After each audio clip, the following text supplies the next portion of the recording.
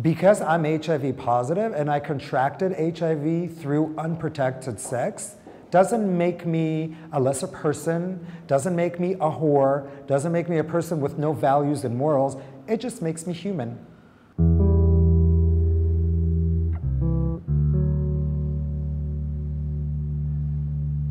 Right after the diagnosis, and I think for a good year or two after that, there was no notion of future whatsoever. That was the one thing that was obvious right after the diagnosis is there is no future, there is death. That's your future, you're going to die. The future seemed like something other than so vague, it was just so vast. I was like, how do you grasp what the future is? How do you grasp what the future is when you do not have an anchor to your present and you do not know what your past, and you're trying to run away from your past, which was what I was doing.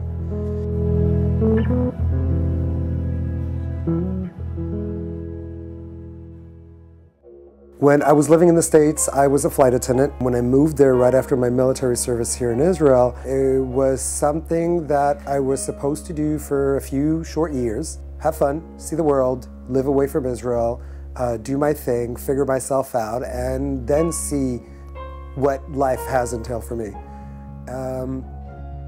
That short while lasted 11 years. But one of the things that I was really looking into was to see what would my life as somebody who's living with HIV would look like in Israel. There is a joke that if you're gay living in Manhattan and you don't have HIV, then something is wrong with you. Being HIV positive in Manhattan was not such a big deal. It was like, okay, let's move on to the rest of the day. In Israel, it was completely different. In Israel, the situation that I found, or the reality of people living with HIV in Israel, was living in a reality of fear, a reality of a big closet. It didn't matter if you're gay, a heterosexual man or woman, somebody who comes from Ethiopia, or a teenager. It didn't really matter. The only thing that mattered was that if you had HIV/AIDS, you had to hide it and not speak about it. I understood that I'm coming back to a society that has changed, not drastically, but I've changed drastically, which means that the way that I will choose to live in Israel and live in the society in Israel would be my choice, and I actually have to take the reins in my hand and empower myself to decide what I want to do with my life. And that made it very simple for me at that point to say, you know what, I'm packing myself up and I'm moving back to Israel.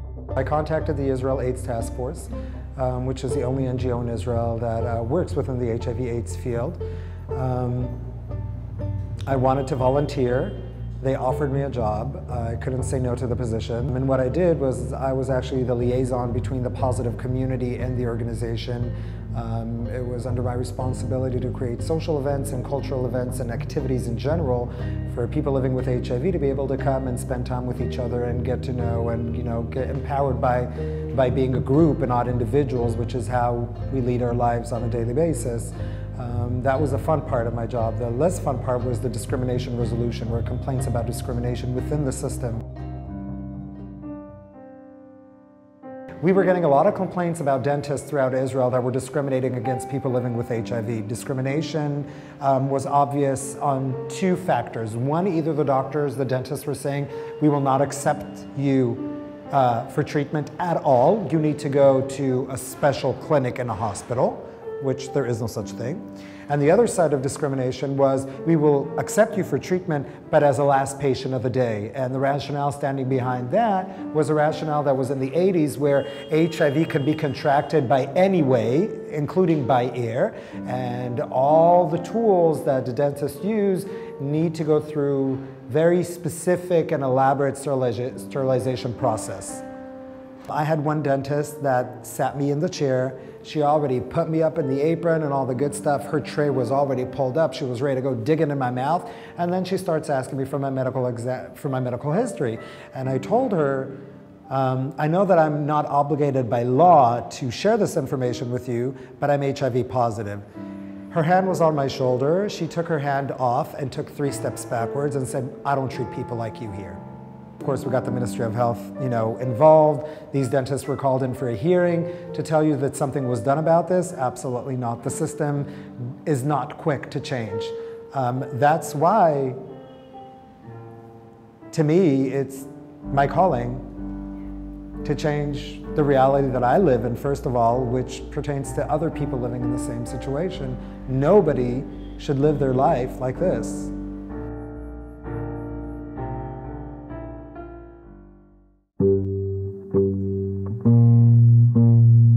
When I say that HIV is probably one of the best things that happened in my life, it's because of the goodness it brought out of me.